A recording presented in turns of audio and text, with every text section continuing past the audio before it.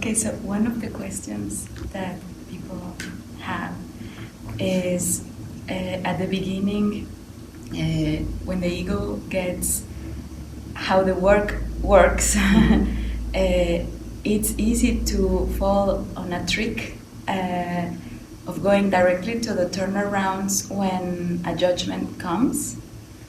And what would you share with us that we are missing when we skip the process and we go directly to turnarounds? So for me, I just know the trick and just, and so ready for that easy, quick way.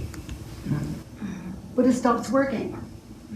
So that reminds us that I, as the founder of the work, the one that first experienced this kind of freedom, need to do it in a way that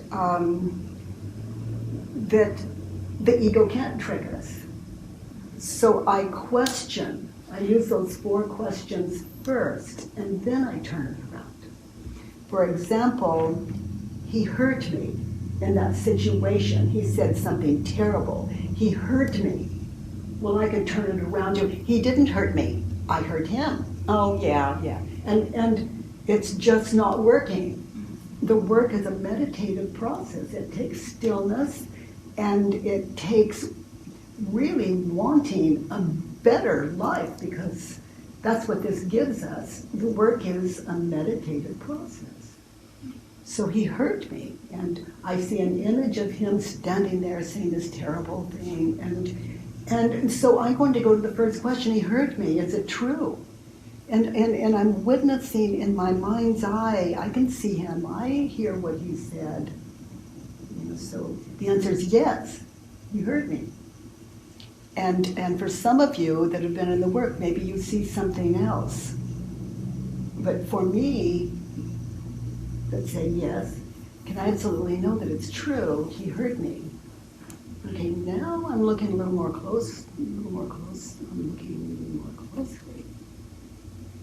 Now that could change my answer to a no, or maybe I'm still holding that yes, but I am looking at him saying what he said to me 2 years ago. But I am being there now as I do this inquiry. That's how it works. So, third question, how do I react? What happens? What happens when I believe the thought he hurt me? Okay, so I'm not going to guess. I'm visualizing. I see myself in that situation. I notice I begin to attack him silently, like he is unkind, he's unfair, and then I give him the look like just, you know what you just said to me. I give him the look, and I notice in that I immediately start to defend and attack. And I notice that he tries to intervene, and I disrupt him every time he opens his mouth. I continue to defend and attack, to change his mind, what he said. Attack him when he doesn't. An argument is broken out, and I'm the cause of it. I started it. He said what he said, and I see that I'm literally the attacker. Okay, and then I feel, I look at the emotions. How do I act? And with the thought he hurt me. I look so hurt. So when I defend, I look so innocent, and I'm so hurt. So I sit in that, I'm meditating in that moment in time where I quit being his friend, basically. That was 2 years ago. I'm just noticing. And who would I be in that situation without the thought? That's the fourth and last question. Would I be without the thought, he hurt me? listening, taking in what he said. He said there's something wrong with me.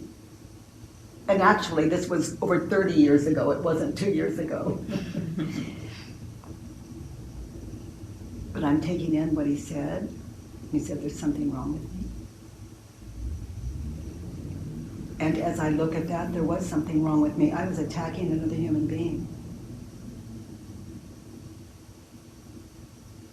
I was hurtful. And as I look at what I was saying in the first place, it was exaggerated. And as I look at that, I see he caught that obvious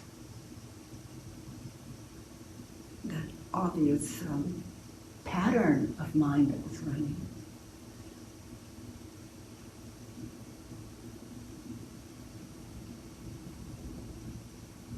And then I find another turnaround.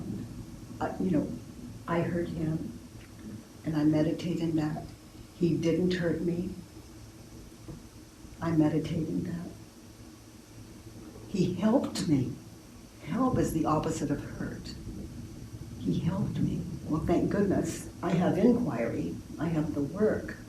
Or I could never, ever, ever be this aware of myself and my part in how I cause disruption in the world through my lack of awareness and kindness and understanding. He heard me, turned around. I heard me. I can clearly see how I heard me. That kind of mental lifestyle that runs in us. It feels like a cancer, and we blame other people for it. And when we take on this work and we begin to be responsible for ourselves and our own thoughts, anytime we would be uncomfortable with anyone or anything in the world, to know that we can sit in this alone with a facilitator or without a facilitator, be our own facilitator, it doesn't matter. We can solve our problems and come out as more compassionate, kinder human beings, just as a way of life, unintentionally awake. And this practice gives us that. And I love that it's always free on thework.com and other websites, and that also